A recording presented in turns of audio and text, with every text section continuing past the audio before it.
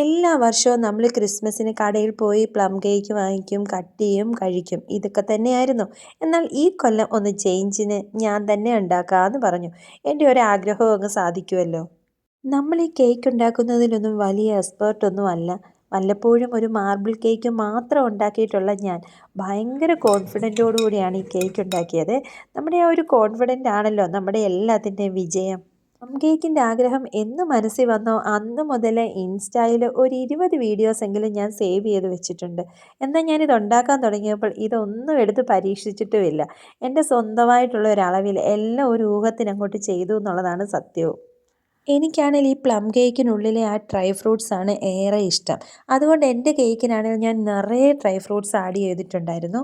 അത് നന്നായിട്ടൊരു 20 minute orange ജ്യൂസിനകത്ത് soak ചെയ്തതിന് ശേഷമാണ് ഞാനിത് കുക്ക് ചെയ്തത്. അതൊന്ന് കുക്കായി വരുന്ന സമയത്ത് അതിലേക്ക് കുറച്ച് റം ഒഴിച്ച് കൊടുത്തിട്ടുണ്ടായിരുന്നു. ഞാൻ 1 കപ്പ് മൈദയാണ് എടുത്തിട്ടുണ്ടായിരുന്നത്. അതിലേക്ക് 2 മുട്ട ആഡ് ചെയ്തിട്ടുണ്ടായിരുന്നു. പിന്നെ ഞാൻ ഡ്രൈ ഫ്രൂട്ട്സ് കുക്ക് ചെയ്യുന്ന ടൈമിലാണ് അതിലേക്ക് ബട്ടറൊക്കെ ഇട്ട് കൊടുത്തിട്ടുണ്ടായിരുന്നത്. അതേപോലെ നമ്മുടെ ഷുഗർ പൊടിച്ചതും നമ്മുടെ മസാലക്കൂട്ടുകളും കൂടെ ഒക്കെ ഇട്ട് കൊടുത്ത് എല്ലാം കൂടാണ് മിക്സ് ചെയ്തെടുത്തത്. ഒന്നും സെപ്പറേറ്റ് ചെയ്തിട്ടില്ലായിരുന്നു. പിന്നെ നമ്മുടെ മൈദ പൗഡറും ബേക്കിംഗ് സോഡയും ബേക്കിംഗ് പൗഡറും ഇതെല്ലാം കൂടെ നന്നായിട്ട് അരിച്ചിട്ട് തന്നെയാണ് ഞാൻ യോജിപ്പിച്ചിട്ടുള്ളത്.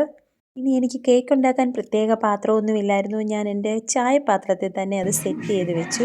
എന്തായാലും എൻ്റെ കേക്ക് അടിപൊളിയായിരുന്നു. കഴിച്ചവരൊക്കെ നന്നായി എന്ന് പറഞ്ഞു. അപ്പോൾ ഉണ്ടായ ഒരു സന്തോഷം പറഞ്ഞറിയിക്കാൻ പറ്റത്തില്ല. നിങ്ങൾക്കും ഇഷ്ടമായെങ്കിൽ അഭിപ്രായം പറയണേ.